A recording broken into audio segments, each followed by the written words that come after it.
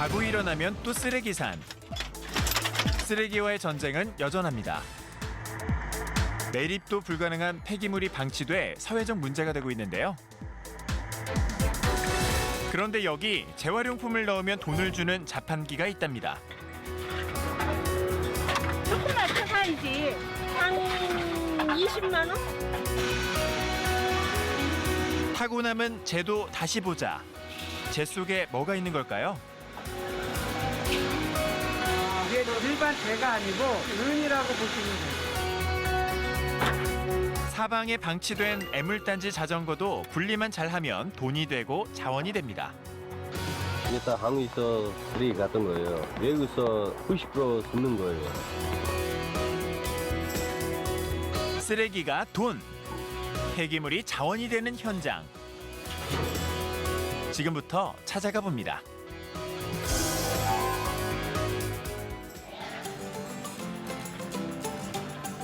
서울의 한 주택가. 아침 대바람부터 사람들이 봉투를 들고 모입니다.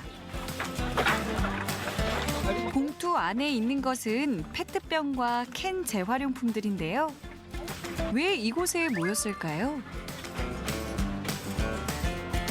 아니 담은 얼마라도 버리는 이 주소서 이게 넣으니까 전략되고 좋죠.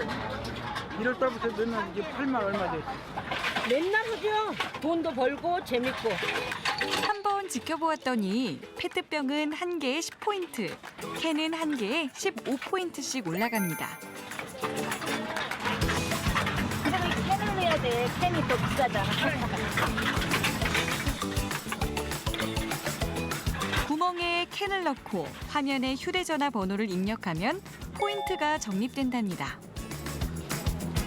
돈으로는 어떻게 바꿔줘? 돈으로 바꿔주면 돈을 통장으로 딱 들어요. 이제 우리가 이제 신청을 하면 이제 얼마 신청을 딱 하는 거예요. 그러면 딱 들어. 푼돈 같아 보여도 쌓이면 꽤 짭짤하다는데요. 어머님은 지금까지 얼마 버셨어요? 나? 네. 20만 원 찾고 아까 그거 있는 거. 20만 원 찾고 또 보니까 10몇만 원 더 주시죠. 야, 쏠쏠 하시네. 쏠쏠 하시죠? 이 기특한 쓰레기통이 이분에겐 돼지 저금통이랍니다. 똑똑한 쓰레기통이 생기면서 아파트 베란다 가득 쌓아두었던 쓰레기가 많이 줄었답니다.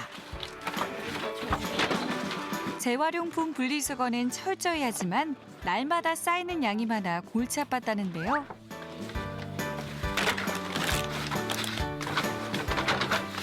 저희 아파트가 일주일에 한 번이고 일요일 날 하다 보니까 분리수거 양이 좀 되게 많아요. 근데 이렇게 이제 페트병이랑 플라스틱이랑 이제 캔 같은 경우를 이렇게 아무 날짜나 버릴 수 있을 때 버릴 수 있어서 조금 더 활용적인 것 같아요. 그런데 왜 페트병에서 뚜껑을 분리하는 걸까요? 아빠 도와주려고? 찌그러진 캔도 모양새를 살려놓습니다. 이건 너무 찌그러졌는데 이건 다 안 되겠는데? 왜 이렇게 덮여서 하는 거예요? 뭐 찌그러져 있거나 뭐 이렇게 하면 인식을 잘 못하더라고요. 아, 그래요? 네. 이젠 쓰레기가 쌓이지 않게 날마다 버리러 간다는데요. 재활용품의 상태를 점검하며 버리다 보니 쓰레기에 대한 가치도 달라졌답니다. 이런 것만 보면 다 돈으로 보여요. 이거요? 네. 티끌모아 태산이잖아요. 거리에 방치되면 쓰레기지만 이곳에 버리면 돈이 되니까요. 어디에 어떻게 버리느냐에 따라 쓰레기의 가치가 달라집니다. 이게 적립금인데 이게 하루에 50개까지 분리수거를 가능하고요. 이렇게 포인트로 쌓이면은 이제 2,000포인트 이상 되면은 현금으로 계좌로 받을 수 있어요. 그래서 꽤 쏠쏠합니다. 아직 설치된 기기가 많지 않아 지역마다 다르게 개수 제한을 두었다는데요. 주택가 밀집 지역에서는 반나절이면 가득 차서 이렇게 수시로 비워준답니다. 자동으로 이제 이쪽에는 페트가 다 모이고요. 이쪽에는 이제 캔이 다 모이는 거예요. 캔 같은 경우는 완전히 압착이 되다 보니까 한 1200개 이상 들어가고요. 그리고 페트 같은 경우는 이게 압착이 되더라도 살짝 이제 부풀어 오르는 경우가 있어서 그래서 평균적으로 한 700개 정도로 보시면 돼요. 수거된 페트병과 캔은 폐기물 공장에 판답니다. 그때 생긴 수익을 사용자에게 되돌려주는 거죠.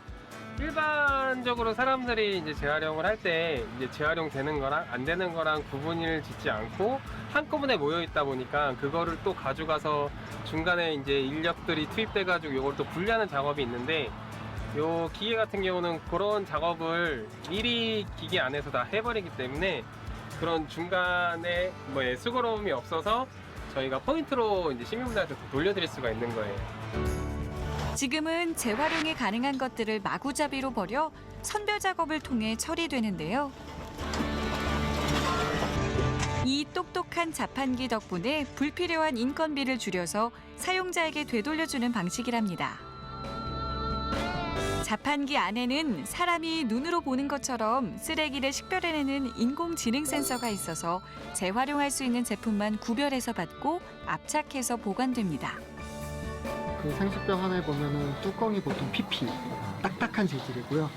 바디가 이제 몸통이 이제 페트, 바디는 또 이제 다른 거를 써요. PP나 또 PS를 써요. 그러니까 거기에만 봐도 서로 다른 세 가지의 고분자 화학물이 있는 거고 그런 것들은 서로가 서로에게 불순물 역할을 하죠. 고게 재활용 가능하려면 그런 게 다 분리가 된 상태에서 재활용. 이거나 하나의 소재이거나. 인공지능 쓰레기통의 이용 횟수는 하루 평균 400~500건, 주말에는 700건 이상이 된답니다. 2016년에 처음 설치된 인공지능 쓰레기 로봇은 현재 14개 지방자치단체에서 35대를 운영하고 있습니다. 반응은 저희 상상을 넘어섰고요. 한 대가 꽉 차는데 몇 시간이 안 걸려요.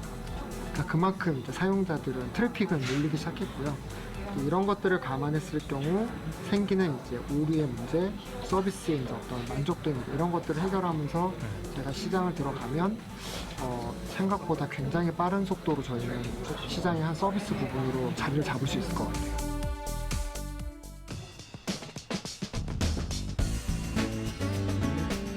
최근 아파트마다 비밀의 장소가 있다는데요. 꺼내 놓을 수도 맘대로 버릴 수도 없는 처치곤란의 자전거. 이것을 모아둔 창고가 바로 그곳입니다. 주인이 찾아갈 때까지 보통 6개월 이상은 보관하지만 그 기간이 지나면 보통 수거 처리한답니다. 그런데 단지가 큰 아파트에는 그 양이 어마어마하다는데요. 우리가 1년에 단지를 하다 보니까 한 200개 대가 다 와요. 이렇게 이제 정리를 할 때는 한 곳에 오늘처럼 이렇게 처분을 하는 겁니다. 방치된 자전거라 하지만 멀쩡한 자전거도 많이 있는데요. 대체 왜 버리는 걸까요? 주로 이제 이사 가시는 분들이 폐자전거 같은 거 가져가게 되면은 이게 이제 자기네들이 하나 부담이 되잖아요. 버려야 되는데 버리기도 요즘은 안 받아줘요. 그러다 보니까 그날 그대로 버리고 하는 게가 많아요. 지난해 수거한 폐자전거만 총 17,255대. 2017년도에 비해 약 7% 증가했다고 합니다. 미관을 해치고 자리만 차지하는 방치된 자전거. 하지만 이 자전거만 찾아다니는 사람들도 있습니다. 아파트나 공공기관으로부터 방치 자전거를 사간다는데요. 녹슬고 오래된 자전거를 왜 사가는 걸까요? 이거 이제 아파트에서 수거해가지고 우리가 매입해가지고 가서 이제 상태가 좋은 걸 외국에 수출하고 좋지 않은 거는 이제 폐기 처리하고. 그야말로 창고 대방출. 자전거라면 무조건 상태 불문하고 가져간답니다.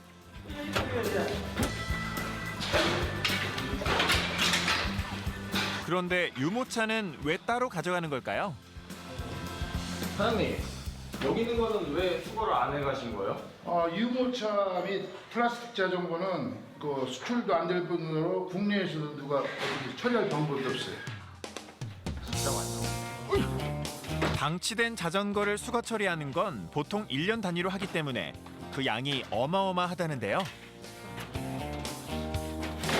트럭 한 대로는 어림없답니다.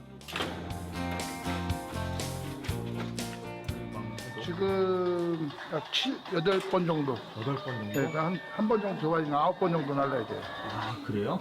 오늘 총 한 몇 대 정도 수거하러 오신 거예요? 한 150대 가량이. 150대 가량? 수거한 자전거들 어디로 가는 걸까요? 아파트 마당에서 차가 멈췄는데요. 여기서 뭘 하려는 걸까요? 분류 작업을 해, 분류 작업. 아, 여기서 바로? 그렇죠. 여기 분류 작업을 해서 가능한지 불가능한지 여기서 판단하니까 체킹 또 카운트를 해야지 결제를 해야 될 거 아니에요. 분류 작업은 3가지 기준으로 나뉩니다.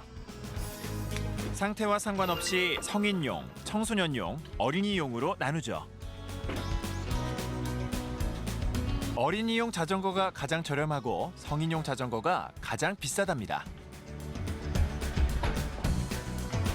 개수가 많다 보니 수거하는 족족 각각 장소를 구별하여 내려놓습니다.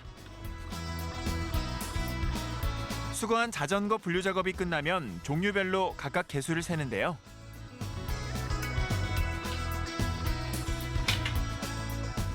자전거 상태는 보지 않고 오로지 개수만 적는답니다. 얼마에 이거는 매입하실? 지금 뭐 이건 좀 일괄적으로 매입을 하는데 소장님하고 협의를 해야 돼요. 그러니까 이제 아파트 관리소 측하고 협의를 해서 지금 얘기해야 되니까 어떤 금액이 얼마라고 말씀드릴 수가 없네요. 자전거 한 대가 자동차만큼 귀한 때도 있었는데 지금은 헐값에 팔리는 신세. 시대가 참 많이 변했습니다. 옛날에는요 돈 받았어요. 이거. 옛날에 예전에는 폐기 처리할 적에는 이게 이제 고물상에서 안 가져갔어요. 돈을 받고 치워줬다고. 예전에는. 수출 판로가 열리면서 방치된 자전거의 몸값도 올라간 겁니다. 지금 현실적으로는 뭐 아파트에서도 수입도 되고 큰 수입은 아니지만 수입이 좀 되고 저 역시 수입이 되고 또 외국에 가서는 좋은 교통수단이 되고 그 나라에서는 좋은 자원이 되는 곳이니까 뭐 좋은 일이죠. 폐자전거로 일석삼조의 효과를 얻을 수 있다는데요. 그러기 위해서는 반드시 이곳을 거쳐야 한답니다. 이곳에서 최종적으로 상태를 점검해 다시 분류한다는데요. 너무 안 좋은 거 이거 기스 너무 많이 있는 거 버리는 거예요. 녹이 너무 많아. 이런 거 때문에. 이런 건 버려요. 아, 이렇게 녹이 많은 거? 이런 건 버려요. 저 안에 하나 더 있어요. 이런 거 다 버려요. 이런 건 다 버리고? 100개 들어가면 6개, 7개 정도 버리는 게 있어요. 그래요? 하지만 상태가 좋다고 해서 그대로 수출하는 건 아닙니다. 바퀴는 바퀴대로 모으고 페달도 일일이 분리합니다. 무게 나가고 소모되는 부품은 전부 빼고 몸통만 남겨 이대로 수출이 된답니다. 이게 지금 키르기스탄으로 가는 거예요. 이런 거 보려면 수용자 안에 많이 들어갈 수 있어요. 많이 들어가요. 많이 들어가니까? 어차피 타이어 안 빼고 저기 핸들 안 빼면 많이 안 들어가요. 그래서 우리 다 하나씩 빼는 거예요. 쓸모없는 자전거처럼 보여도 타이어만 새로 달면 싱싱 달릴 수 있답니다. 한국에 진짜로 쓰레기 같아요. 어차피 나라 다 안 똑같잖아요. 그렇죠. 혹시 다른 나라 보내면 이거 쓰레기 아니잖아요. 그런 거요? 다시 만들 수 있어요.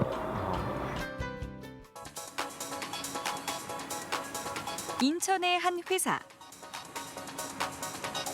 이곳에 온갖 산업 폐기물은 다 모인다는데요. 자루에 한가득 담긴 것도 엑스레이 필름입니다.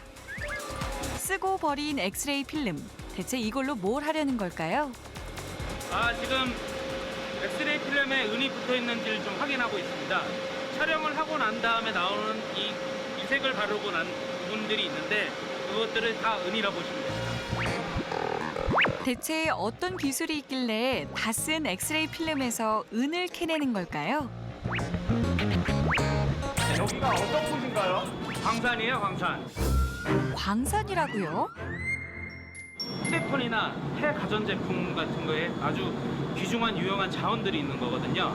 그거를 저희가 직접 정제를 해서 회수하는 업을 하는 걸 갖고 도시광산업이라는 표현을 합니다. 광산과 차이점이 있다면 도시광산은 금을 찾으러 갈 필요가 없답니다. 금을 품은 폐기물들이 날마다 들어오거든요. 이 자루 속엔 뭐가 담겼을까요? 바로 산업용 분진입니다. 금이 들어갈 수도 있고 은이 들어갈 수도 있고 그 제조업체들 쪽에서만 알 수가 있는 거고 그리고 저희 같은 이제 회수업체 같은 경우는 이거에 대한 값어치에 대한 거를 샘플링을 하고서 확인을 해야 되는 걸로 알고 있습니다. 분진뿐만이 아닙니다. 여기에도 금이 있는데요. 이거는 가이드입니다, 가이드. 기판 종류가 있으면은 그 끈 모서리들 보면은 가이드라는 표현을 쓰거든요. 거기에 이제 금이 조금씩 들어가 있습니다. 그래요? 네네. 여기에? 산업 폐기물에서 추출할 수 있는 자원은 수십 가지. 우리나라에서 나지 않는 희귀 금속도 많답니다. 대표적인 거로는 금이 될 수도 있고 은과 동, 백금, 파라등 종류는 상당히 무궁무진합니다. 제조회사에서 어떠한 레시피를 통해서 그거를 만드냐에 따라서 다르기 때문에 저도 이 사업을 하면서 수십 년 동안 보면서도 알지도 못하는 게 너무너무 많습니다. 하지만 그 과정은 복잡한데요. 엑스레이 필름은 먼저 소각로에 넣어 태웁니다. 400도에서 700도 사이의 용광로에서 완전히 재가 될 때까지 태웁니다. 여기서 끝이 아닙니다. 엑스레이 필름을 태운 재를 잘 긁어 모아서 정제 작업에 들어가는데요. 과연 재에서 은을 추출할 수 있을까요?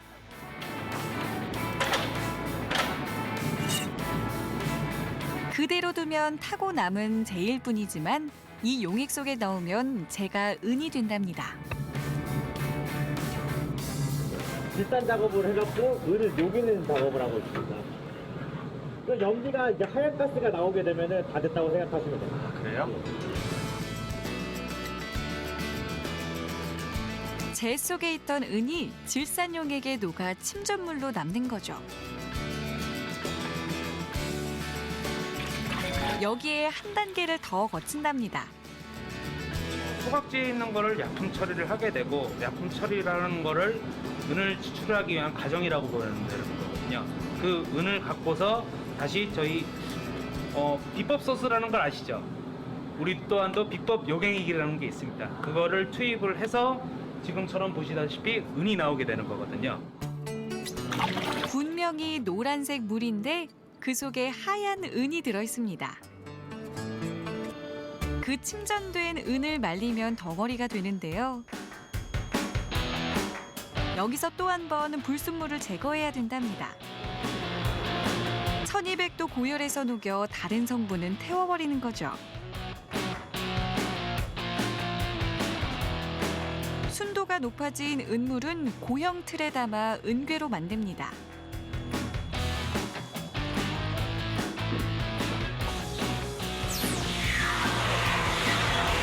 쓰고 남은 엑스레이 필름이 은괴로 변했습니다. 가치는 얼마나 될까요? 대략 한 2,500만 원 정도 될 것 같습니다. 한 7톤에서 한 8톤 정도는 작업을 해야지 대략 한 이 정도 양이 나오지 않을까 예상이 좀 됩니다. 이제 금을 찾으러 가볼까요? 기판에 붙어있던 금도 특수용액에 담가 빠짐없이 녹여내는데요. 비법 용액을 거치고 나면 부품들은 어떻게 바뀌었을까요? 지금 하얗게 변했는데 이게 가운데 부분이랑 요 네모난 사각 부분에 이제 금이 붙어 있었는데 지금 이제 다 방리가 돼가지고 빠진 겁니다. 이제. 반도체 생산 공장에서 나오는 분진.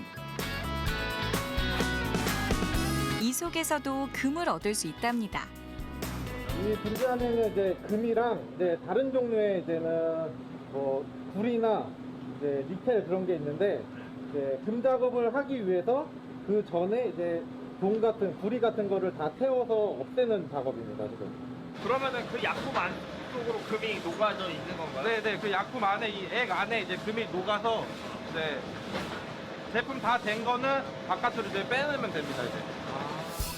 하천을 오염시키는 공업용 폐수도 이곳에선 금광입니다. 소금물 같은 경우에는 소금이 녹아져 있잖아요. 근데 여기 안에는 금이 녹아져 있어요. 그 금이 요 안에 들어있는 이온 수지라고 하거든요. 이온 교환 수지라고 합니다. 이온을 교환해서 여기에 금을 잡아주는 역할을 합니다. 이쪽은 흡착되기 전 수지고요. 요거는 금을 흡착한 수지입니다. 그래서 시간이 지나면 이렇게 흡착이 돼서 색깔이 진해지게 돼요. 의외로 굉장히 많이 나옵니다. 그러니까 어떨 때는 한타로 연봉이 나올 수도 있고.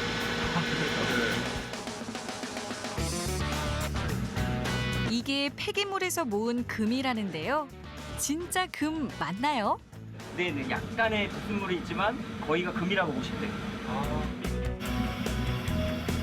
흙덩이처럼 보이는 가루를 금으로 만들기 위해선 숙련된 기술이 필요한데요. 정교하고 섬세한 작업이기 때문에 베테랑이 아니면 할 수 없답니다. 고열로 불순물을 제거하고 나면 최종 단계가 남았는데요.